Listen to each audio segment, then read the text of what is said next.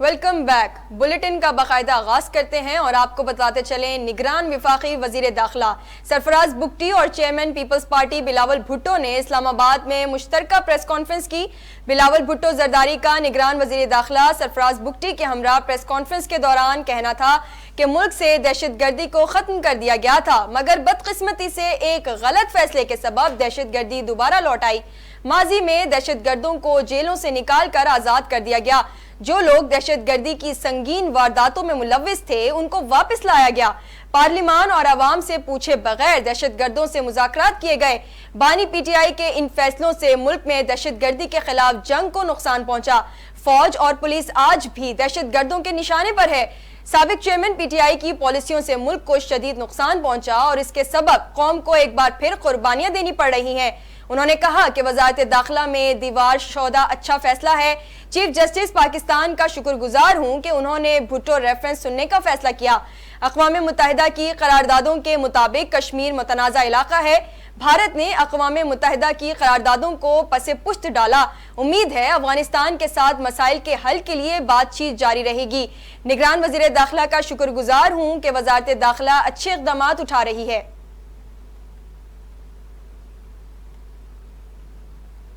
نگران وزیر داخلہ سرفراز بگٹی کا کہنا ہے وزارت داخلہ میں شہداء کے لیے تقریب کا انعقاد کیا گیا اور ملک بھر سے شہداء کی فیملیز کو بلایا گیا۔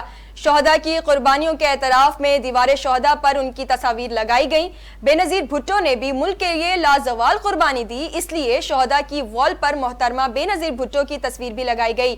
سرفراز بگٹی نے مزید کہا کہ شہید بے نظیر بھٹو کے قاتلوں کو معاف کرنے کا اختیار بلاول بھٹو زرداری کے پاس ہے۔ ریاست اس حوالے سے کوئی اقدام نہیں اٹھا سکتی۔ بے نظیر بھٹو نہ صرف پاکستان بلکہ دنیا کی اہم رہنما تھیں۔ ان کا نظریہ آج بھی زندہ ہے۔ پاکستان نے مقبوضہ کشمیر کی خصوصی حیثیت سے متعلق درخواستوں پر بھارتی سپریم کورٹ کا فیصلہ مسترد کر دیا۔ نگران وزیر خارجہ جلیل عباس جیلانی کا اسلام آباد میں پریس کانفرنس کرتے ہوئے کہنا تھا مقبوضہ کشمیر بین الاقوامی طور پر تسلیم شدہ ایک متنازع علاقہ ہے، لہٰذا بھارت کو مقبوضہ کشمیر کے متنازع علاقے کے تعین کا کوئی حق نہیں ہے۔ جلیل عباس جیلانی کا کہنا تھا کشمیری عوام بھارت کا 5 اگست 2019 کا یک طرفہ اقدام مسترد کر چکے ہیں۔ ریاست پاکستان بھی مقبوضہ کشمیر کی خصوصی حیثیت کی بحالی سے متعلق درخواستیں مسترد کرنے کا بھارتی سپریم کورٹ فیصلہ مسترد کرتی ہے۔ بھارتی سپریم کورٹ کے فیصلے کی کوئی حیثیت نہیں ہے اور اس حوالے سے پاکستان تمام اسٹیک ہولڈرز کا جلد اجلاس بلائے گا۔ اجلاس میں مستقبل کی حکمت عملی طے کی جائے گی۔ ان کا کہنا تھا بھارتی سپریم کورٹ کی ساکھ مجروح ہو چکی۔ بھارتی عدالت نے بابری مسجد کیس میں بھی غلط فیصلہ دیا۔ بھارتی قانونی ماہرین بھی مان رہے ہیں کہ بھارتی سپریم کورٹ کے فیصلے کی کوئی قانونی حیثیت نہیں۔ بدقسمتی سے بھارتی عدلیہ اندھی عدلیہ بن گئی ہے۔ 5 اگست 2019 کے بھارتی غیر قانونی اقدامات کی عدالتی توثیق انصاف کے ساتھ مذاق ہے۔ بھارتی سپریم کورٹ کا فیصلہ کشمیر میں انسانی حقوق کی سنگین خلاف ورزیوں سے عالمی برادری کی توجہ نہیں ہٹا سکتا۔ بھارتی سپریم کورٹ بھی مودی سرکار کے نقش قدم پر چل پڑی۔ انصاف کا قتل کر کے بھارتی سپریم کورٹ نے متعصبانہ فیصلہ جاری کر دیا۔ مقبوضہ کشمیر کی خصوصی حیثیت کی بحالی کی درخواستیں مسترد۔ مقبوضہ جموں کشمیر کی خصوصی حیثیت ختم کرنے کا 5 اگست 2019 کا فیصلہ آئینی قرار دے دیا۔ بھارتی سپریم کورٹ نے مقبوضہ کشمیر کی خصوصی حیثیت سے متعلق آرٹیکل 370 منسوخ کرنے کے خلاف دائر اپیلوں پر محفوظ فیصلہ سناتے ہوئے ہندو انتہا پسند مودی سرکار کا 5 اگست 2019 کا فیصلہ برقرار رکھا ہے۔ فیصلے کے مطابق سپریم کورٹ نے جموں کشمیر میں آرٹیکل 370 کی منسوخی کو آئینی طور پر درست قرار دیتے ہوئے الیکشن کمیشن آف انڈیا سے کہا ہے کہ وہ 30 ستمبر 2024 تک جموں کشمیر کی قانون ساز اسمبلی کے انتخابات کرائے۔ فیصلے میں کہا گیا کہ مقبوضہ کشمیر بھارت کا اٹوٹ انگ ہے۔ آرٹیکل 370 عارضی اقدام ہے۔ کشمیر نے ہندوستان سے الحاق کے بعد داخلی خود مختاری کا عنصر برقرار نہیں رکھا۔ آرٹیکل 370 جموں کشمیر کے یونین کے ساتھ آئینی انضمام کے لیے تھا۔ بھارتی صدر اعلان کر سکتے ہیں کہ آرٹیکل 370 کا وجود ختم ہو گیا ہے۔ چیف جسٹس آف انڈیا نے فیصلہ سناتے ہوئے کہا کہ مقبوضہ کشمیر کی کوئی اندرونی خود مختاری نہیں۔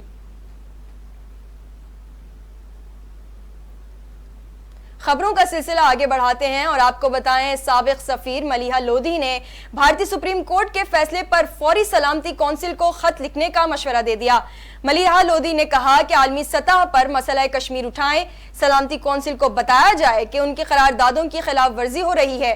انہوں نے کہا کہ کشمیر کی قانونی حیثیت پر بھارتی سپریم کورٹ کے فیصلے سے فرق نہیں پڑتا۔ بھارتی سپریم کورٹ جو مرضی کرے، کشمیری عوام تیار نہیں تو بات آگے نہیں جائے گی۔ ملیحہ لودھی کا کہنا ہے کہ سپریم کورٹ فیصلے سے بھارت نے کوشش کی کہ 4 سال پہلے کے فیصلے کو قانونی شکل دی جائے۔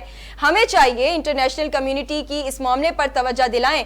ہمیں بین الاقوامی مہم کو دوبارہ چلانا چاہیے۔ مختلف انٹرنیشنل فورمز پر اس معاملے پر آواز اٹھانی چاہیے۔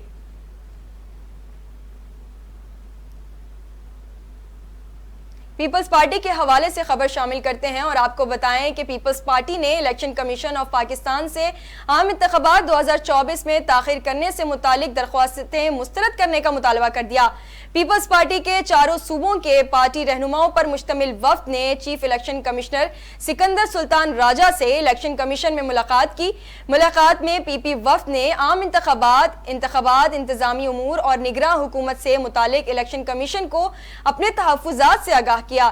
چیف الیکشن کمشنر سے ملاقات کے بعد میڈیا سے گفتگو کرتے ہوئے تاج حیدر نے کہا کہ پیپلز پارٹی کسی صورت الیکشن میں تاخیر نہیں چاہتی۔ الیکشن کمیشن نے یقین دلایا تاخیر نہیں ہوگی۔ حلقہ بندیوں سے متعلق ڈیٹا کمیشن کے سامنے رکھ کر کہا الیکشن میں تاخیر کی درخواستیں مسترد کی جائیں۔ اس موقع پر ترجمان پیپلز پارٹی فیصل کریم کنڈی نے کہا کہ کمیشن سے مثبت میٹنگ ہوئی، ہم نے چاروں صوبوں کے حوالے سے شکایت سامنے رکھی۔ الیکشن کمیشن انتخابات کرانے کے لیے پوری طرح تیار ہے، جبکہ پی پی بھی الیکشن کے حوالے سے تیار ہے۔ سابق وزیر سعید نے میڈیا سے گفتگو میں کہا کہ سندھ میں نگران دور میں تھانوں کے ہیڈ محرر تک کے تبادلے ہوئے، صوبے میں کوئی افسر نہیں چھوڑا گیا جو پی پی دور کا ہو۔ سارے اعتراضات مسترد ہوئے سوائے ایم کیو ایم کے۔ ان کا کہنا تھا کہ پی پی کے خلاف ہر بار روایتی الائنس بنتا اور یہ لوگ ذلیل و خوار ہوتے ہیں۔ ایم کیو ایم ملک کی سیاست کا مردہ گھوڑا ہے۔ پی پی مخالف جماعتوں کو پتہ ہے ان کا برا حشر ہونے والا ہے۔ کوئی کہے سندھ کی نگراں حکومت پیپلز پارٹی کے کہنے پر چل رہی ہے تو یہ مذاق ہوگا۔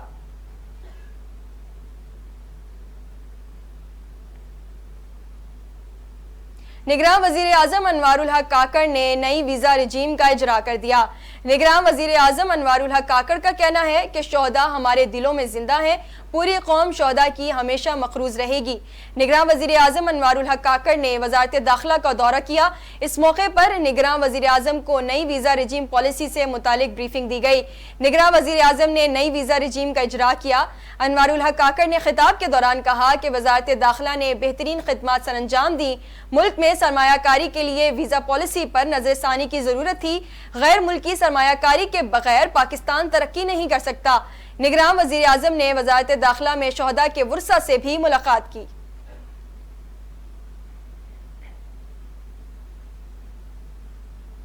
سپریم کورٹ کے جسٹس اعجاز الحسن نے عدالت عظمیٰ میں بینچز کی تشکیل پر سوالات اٹھا دیے۔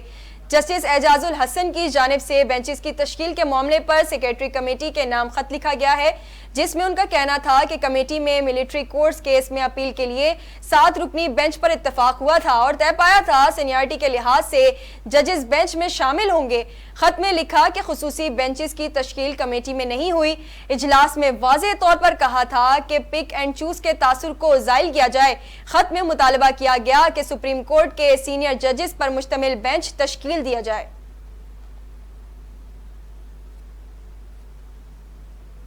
ذوالفقار علی بھٹو کی پھانسی کے خلاف صدارتی ریفرنس کے معاملے میں chairman peoples party Bilawal Bhutto Zardari نے کیس کی لائیو ٹیلی کاسٹ کے لیے سپریم کورٹ میں درخواست دائر کر دی۔ درخواست بلاول بھٹو زرداری کی جانب سے ان کے وکیل فاروق ایچ نائک نے دائر کی۔ درخواست میں استدعا کی گئی کہ صدارتی ریفرنس میرے والد آصف زرداری کی جانب سے دائر کیا گیا، لہٰذا کیس کی سماعت براہ راست دکھائی جائے۔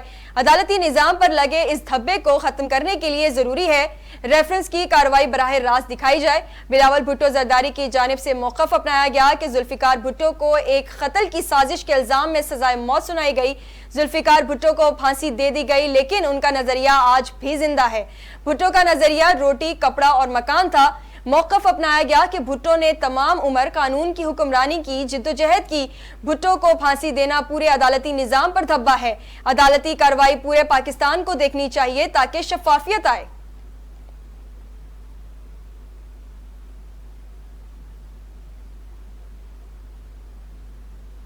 خبروں کا سلسلہ آگے بڑھاتے ہیں اور آپ کو بتائیں اسلام آباد کی عدالت نے عمران خان اور بشرا بی بی کے خلاف غیر شرعی نکاح کیس قابل سماعت قرار دے دیا. اسلام آباد کی ڈسٹرکٹ اینڈ سیشن کورٹس کے جج قدرت اللہ نے بانی P T I Imran Khan اور بشرا بی بی کے خلاف غیر شرعی نکاح کیس کی سماعت کی، جس سلسلے میں بشرا بی بی کے سابق شوہر خاور مانیکا نے عدالت میں پیش ہو کر حاضری لگوائی، جبکہ خاور مانیکا کے وکیل رضوان عباسی بھی عدالت میں پیش ہوئے. وکیل درخواست گزار رضوان عباسی نے کہا کہ عدالت میں 2 گواہ پیش ہوئے، ایک نے وقوع آنکھوں سے دیکھا اور دوسرے کو بتایا. اس پر جج نے کہا کہ آپ قانون دیکھیں، قانون کیا کہتا ہے. قانون کے مطابق ایسے معاملے پر شکایت کنندہ کے ساتھ 2 گواہ ہونا ضروری ہے. قانون کے نزدیک شرائط پوری ہونا ضروری ہے. جج نے کہا کہ قانون واضح ہے جنہیں ہم تبدیل نہیں کر سکتے. فیصلے تب ضرورت ہوتی ہیں جب قانون واضح نہ ہو. وکیل درخواست گزار نے کہا کہ میرے دلائل سن لیں، میں دلائل دینے کو تیار ہوں. میں نے سپریم کورٹ جانا ہے، دلائل ابھی سن لیں. گھر میں خاتون ملازمہ بھی تھی جو ٹرائل میں بطور گواہ شامل ہو سکتی ہیں. عدالت نے غیر شرعی نکاح کیس کی سماعت 14 دسمبر تک ملتوی کر دی. اب کچھ ریلیف کی بات کرتے ہیں. ایشیائی ترقیاتی بینک نے پاکستان کے لیے 15 کروڑ 55 لاکھ ڈالرز فائننسنگ کی منظوری دے دی. اے ڈی بی کے اعلامیے میں کہا گیا ہے کہ رقم سے خواتین کے لیے اصلاحات کا پروگرام شروع ہوگا. مائکرو، اسمال اور میڈیم انٹرپرائزز کے لیے قرض تک رسائی بہتر ہوگی. اعلامیے کے مطابق فائننسنگ کی رقم میں 10 کروڑ ڈالرز پالیسی قرض ہے. اس پروگرام میں 55 لاکھ ڈالر قرض کی گرانٹ شامل ہے. اے ڈی بی کا یہ بھی کہنا ہے کہ اس کے تحت 5 کروڑ ڈالرز قرض فراہم کرنے والے اداروں کو دیے جائیں گے.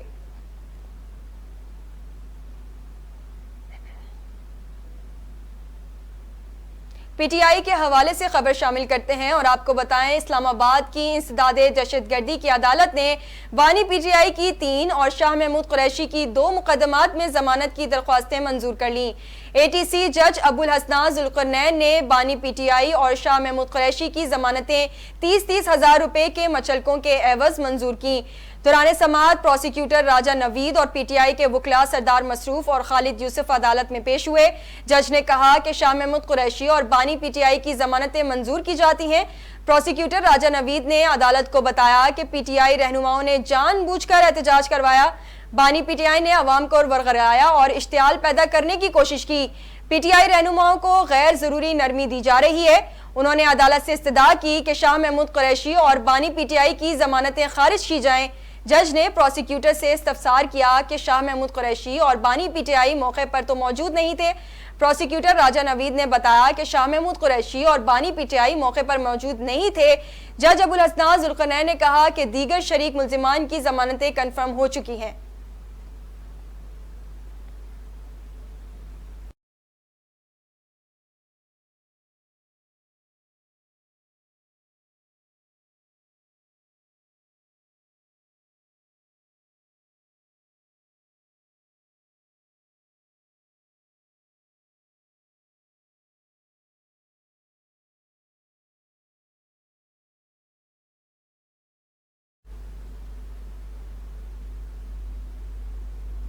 اور یہاں عوام کے ریلیف کی بات کرتے چلیں اور آپ کو بتائیں دسمبر سے پیٹرولیم مصنوعات 16 کی قیمتوں میں بڑی کمی کا امکان ظاہر کیا جا رہا ہے. عالمی منڈی میں پیٹرول کی قیمت میں 5.49 ڈالر فی بیرل کی کمی کے بعد 16 دسمبر سے ملک میں پیٹرول کی قیمت میں 13 اور ڈیزل کی قیمت میں 15 روپے فی لیٹر کمی کا امکان ہے. شہریوں نے عالمی منڈی میں پیٹرولیم مصنوعات کی قیمتوں میں کمی پر عوام کو ریلیف کا مطالبہ کیا ہے. ملک میں اس وقت پیٹرول کی قیمت 281.34 روپے جبکہ ڈیزل 279.79 روپے فی لیٹر کی سطح پر ہے. حکومت پیٹرولیم مصنوعات کی ممکنہ نئی قیمتوں سے متعلق حتمی فیصلہ 15 دسمبر کو کرے گی جس کا اطلاق 16 دسمبر سے ہوگا.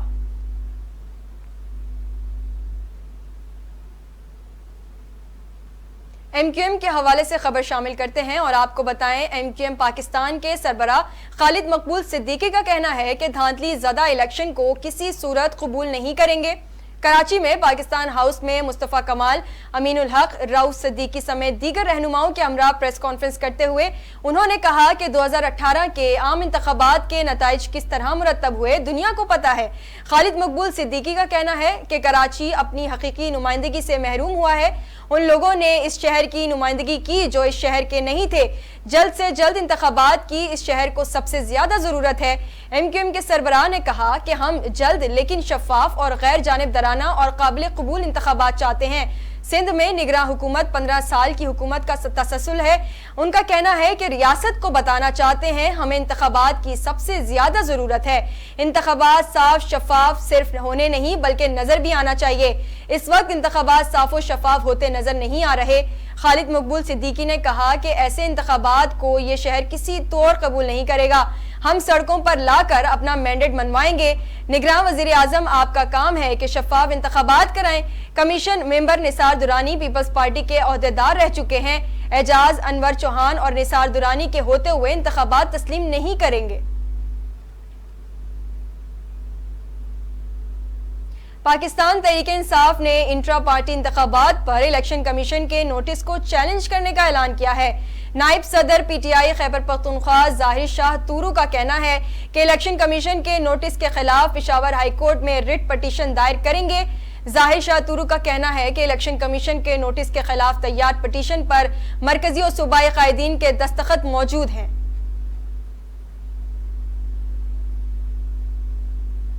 وفاقی حکومت نے حج درخواستوں کی وصولی کے لیے 10 روز کی توسیع کا فیصلہ کر لیا۔ اسلام آباد میں میڈیا سے گفتگو میں وزیر مذہبی امور انیک احمد کا کہنا تھا کہ سرکاری اسکیم کے تحت حج درخواستیں جمع کرانے کی تاریخ بڑھا رہے ہیں۔ کہا ریگولر اور اسپانسر دونوں اسکیموں کی مدت بڑھا رہے ہیں۔ ان کا مزید کہنا تھا کہ گزشتہ برس کی نسبت سستے پیکج کے باوجود کم درخواستیں آنے کی وجہ لوگوں کی استعداد میں کمی ہے۔ اس سے قبل سینٹ کی قائمہ کمیٹی کے اجلاس میں وزارت مذہبی امور کے حکام نے بتایا کہ حج اخراجات میں 1 لاکھ روپے کی کمی کی جا چکی۔ عبدالغفور حیدری نے کہا عازمین کو مزید ریلیف کی کوششیں جاری ہیں۔ نگران وزیر اعظم سے ملاقات کے لیے ذیلی کمیٹی بھی قائم کر دی ہے۔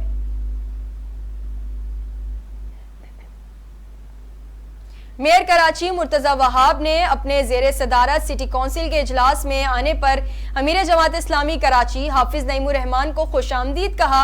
اجلاس کے دوران رکن جماعت اسلامی قاضی صدر الدین نے کہا کہ اجلاس میں موجود 2 افراد کا تعلق ایوان سے نہیں۔ میئر کراچی مرتضی وہاب نے ایوان سے غیر متعلقہ افراد کو نکالنے کا حکم دیا۔ جماعت اسلامی کے رکن قاضی صدر الدین نے بجٹ کی منظوری پر اعتراض بھی اٹھایا۔ اس پر میئر مرتضی وہاب کا کہنا تھا کہ بجٹ قوانین کے تحت پاس کیا گیا، کسی کو اعتراض ہے تو اپنی تحریک پیش کر سکتا ہے۔ اس دوران حافظ نعیم الرحمان سٹی کونسل اجلاس میں شریک ہوئے۔ میئر کراچی نے حافظ نعیم الرحمان کو ایوان میں خوش آمدید کہا۔ اجلاس کے دوران اپوزیشن رکن قاضی صدر الدین نے کہا کہ بجٹ میں لیاری اور کرنگی میں کوئی پارک نہیں دیا گیا، ایک مخصوص یوسی کو بجٹ میں نوازا گیا۔ میئر کراچی نے سٹی کونسل کے ایوان میں اظہار خیال کرتے ہوئے کہا کہ مل بیٹھ کر مسائل کا حل نکالنا ہے، ہمیں مل کر لوگوں کی خدمت کرنی ہے۔ قاضی صاحب نے بات کرنی ہے تو ساتھ بیٹھ کر بات کروں گا۔ کراچی کے عوام نے مینڈیٹ دیا ہے۔ جماعت اسلامی کے رکن سیف الدین ایڈوکیٹ نے اظہار خیال کرتے ہوئے کہا کہ راؤ انوار نے اہم انکشافات کیے، سسٹم کا انکشاف کیا ہے۔ کراچی کا مینڈیٹ چرایا گیا، ڈپٹی میئر سے ایجنڈا طے ہوا تھا، اس کے تحت اجلاس نہیں چلایا گیا۔ دوسری جانب رکن پیپلز پارٹی نجمی عالم کا کہنا تھا کہ راؤ انوار کا اجلاس میں ذکر ہو رہا ہے، کراچی میں کس جماعت نے دہشت گردی کرائی ہے۔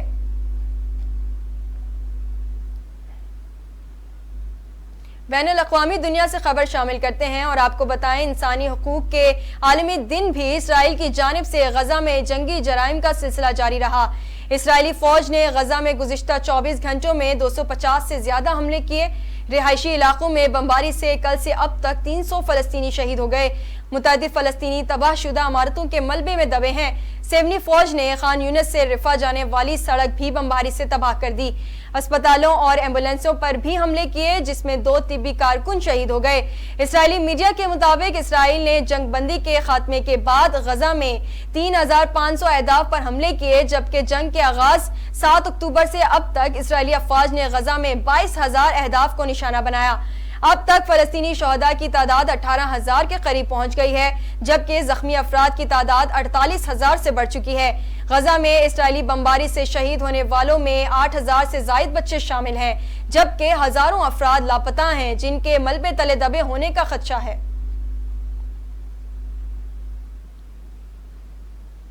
نگران وفاقی وزیر اطلاعات مرتضی سولنگی نے سوشل میڈیا پر موجود گلگت بلتستان کے حوالے سے خبر کو جعلی قرار دے دیا۔ سماجی رابطے کے پلیٹ فارم ایکس پر ٹویٹ میں مرتضی سولنگی نے کہا کہ یہ خبر کسی اخبار میں شائع نہیں ہوئی۔ جو لوگ مذموم مقاصد کے لیے یہ جعلی خبر پھیلا رہے ہیں ان کے خلاف قانون کے مطابق کارروائی کی جائے گی۔ قبل ازیں وزارت اطلاعات کے social media plate form fact checker نے سوشل میڈیا پر موجود خبر گلگت بلتستان 50 سال کے لیے چین کو دینے پر غور کو جعلی قرار دیتے ہوئے کہا کہ جعلی خبریں پھیلانا نہ صرف غیر اخلاقی اور غیر قانونی ہے بلکہ قوم کی توہین بھی ہے۔ ایسے غیر ذمہ دارانہ رویے کو مسترد کرنا ہر ایک کی ذمہ داری ہے۔ بھارتی وزیر اعظم نریندر مودی نے ایک بار پھر سے ہٹ درمی مظاہرہ کیا ہے۔ نریندر مودی نے سپریم کورٹ کے فیصلے کو تاریخی قرار دے دیا۔ ایک بیان میں نریندر مودی نے بھارتی سپریم کورٹ کے فیصلے پر رد عمل کا اظہار کرتے ہوئے کہا ہے کہ آج کا فیصلہ صرف قانونی نہیں، امید کی کرن اور روشن مستقبل کا وعدہ ہے۔ انہوں نے کہا کہ آج کا فیصلہ مضبوط، زیادہ متحد بھارت کی تعمیر کا ہمارے اجتماعی عزم کا عہد ہے۔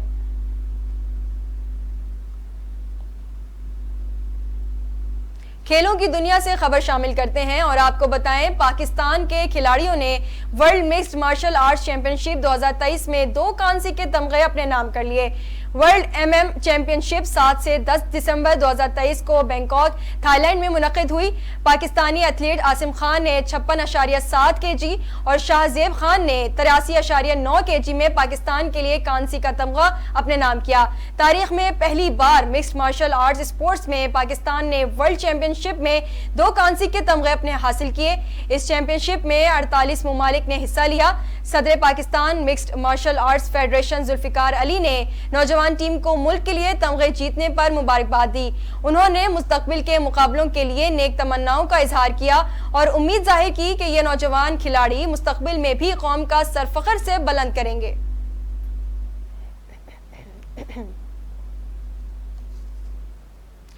نیوز اسٹوڈیو سے فی الوقت